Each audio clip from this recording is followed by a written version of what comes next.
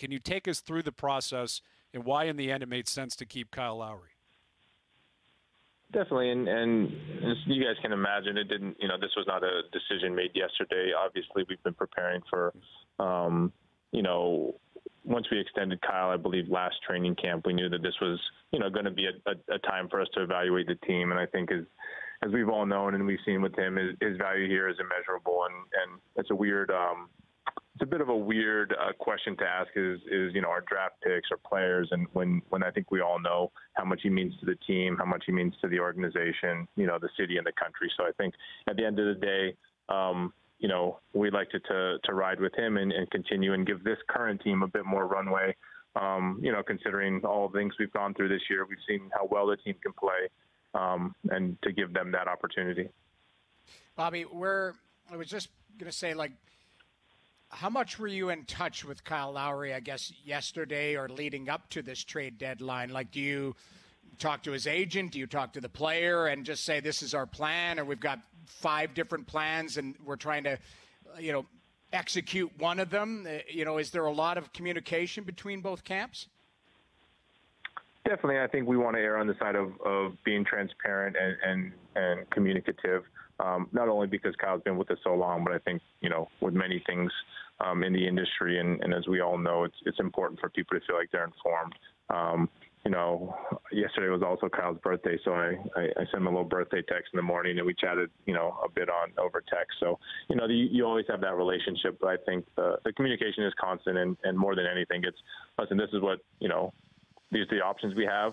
Obviously, a meaningful path is no trade, and us actually trying to get better and continuing to push with this team. So, everything was on the table, open with them, and I think that's the way we operate. Bobby, I think a lot of fans, the question they'd want to know is, what is the plan moving forward here? How do you get back to being a strong team in the East? I know you're bouncing around trying to get in right now on the outside looking in, but just going forward, what's kind of the big picture plan you guys have? Well, you guys know it's simple. It's to win and to build a championship team. And so it's been a weird year to evaluate. I'm sure, I'm not the only one, and our team's not the only team that's been a bit up and down, whether it's basketball or hockey or whatever you're doing. And so I think that always was a little bit where, the rough start or the rough stretch right before the deadline, I felt like, it was very much COVID related. And so you don't want to make a ton of rash decisions based on, a losing streak where you have 3 of your starters out and just staff is out, and it's just a bit of chaos. So I think that was a little bit, that threw a wrench into the plans, because I think before that the team, had been playing well, and the team seemed, by many accounts to be coming together. So I think that's more than anything what we're hoping to do is to give this team more runway. We believe in him. There's a lot of guys in that team who are on this team who have won a lot at the highest level, and we believe in that. With Bobby Webster, the GM of the Raptors, so how does that logic apply with trading Norman Powell? If he was a big part of what this team was as well, with that in mind, where you're willing to not throw out the COVID-related games, but I think everyone understands that. I mean, you guys have really been hit hard by COVID, clearly. But Norman Powell had been playing very well, and you decided to move on from him. So how does the idea of giving this team more runway apply when you decided to move on from Norm? Great question. And first off, just a huge, shout out to Norman Powell. I remember when we drafted him, he was one of our first picks, and believe it or not, we had Norman come to Summer League without a contract, and we essentially told him, you need to earn it at Summer League, and now here we are 7 years later, and incredible accomplishments that he's had in his career, and to think that's where he started with our organization is incredible testament to him and who he's grown to become. Having said that, it's a fair question, and I think what we had to evaluate were the options this summer for him, and he's going to be highly coveted on the free agent market, and against where that fits in with our team on the roster, but also financially. And so we thought with Gary and Rodney, we set the clock back a few years with one a veteran in Rodney who brings a wealth of experience in shooting and toughness and a lot of playoff experience, and also Gary, who we think is at 22 has a chance to be really good. So tough trade, but I think all with the same intention, which is how do we win and how do we put a contender together. You just mentioned Gary at 22. What do you see him as far as when he reaches his potential? Like, is this a guy who, has a long runway and you think he can get to that next level?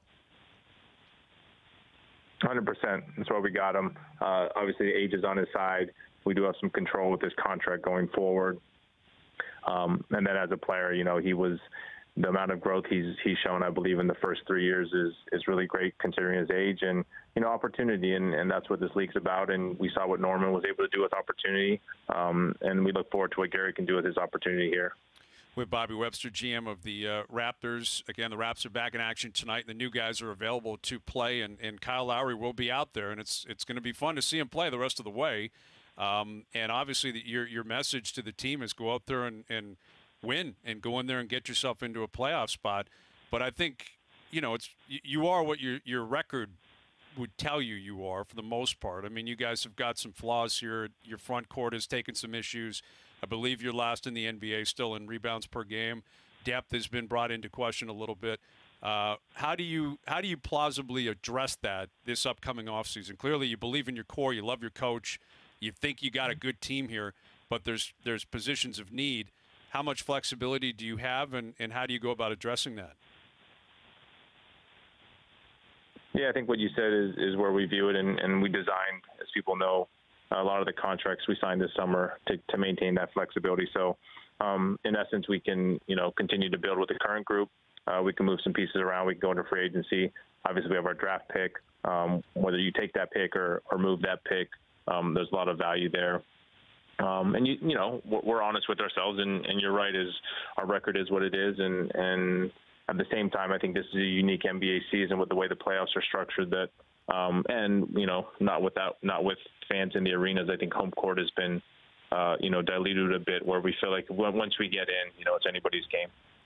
You're going to be asked this question a lot between now and the end of the year, and now in the beginning of free agency, and that would be the future of Kyle Lowry. I guess we'll give you the floor here, and we'll pose it on behalf of all the media up here. I'm sure you've already got it a bunch of times, but bringing Kyle back, how much of an option is that?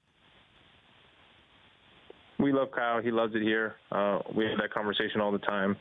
As many people know, we've been to free agency twice with Kyle. First time was right after that Brooklyn series. The second time, I believe, forget, maybe 2016 or 17. So we've been through it before. So it's not foreign territory to us. And so, approach it like we always do, which is, we want him back. He's ours. But he's also earned the right to be a unrestricted free agent. And so, the NBA rules don't permit us to have those conversations now. And I think, as you guys heard yesterday from Masai, we'll have those conversations when it's permitted this offseason. How much do you think he still has in the tank? I mean, you watch him. I mean, I think he's gotten better over the course of this season. I think it was a short off season, which hurt a number of guys. But I think, he's getting in better shape. If you ask him, he's incredibly confident in his physical abilities, his mental abilities, and I think we're seeing, as good of a Kyle Lowry as we've ever seen. With Bobby Webster, we've talked a lot about Nick Nurse, and we've had Nick Nurse on a bunch over the years, and he's a big personality on the sideline. He shows his emotion on his sleeves. He's dealing with something he has not dealt with as a head coach in the NBA. I mean, he stepped into a championship team, and last year you guys were second overall in terms of points percentage, and this year it's obviously been a struggle. The 2-8 start, COVID obviously affected him. The 0-9 run leading up to the deadline, he was fined recently. How do you think Nick has handled the pressures of this season? Because it would appear from afar that at times it's been difficult for him. We're all in this together. It's a huge amount of support for him. As you guys mentioned, he's because he's on the sidelines, he's more public facing. But I think talk to him every day, morning, noon, and night. So it's an organizational thing, and incredibly proud of the way he's handled all the adversity along with the rest of the players and staff.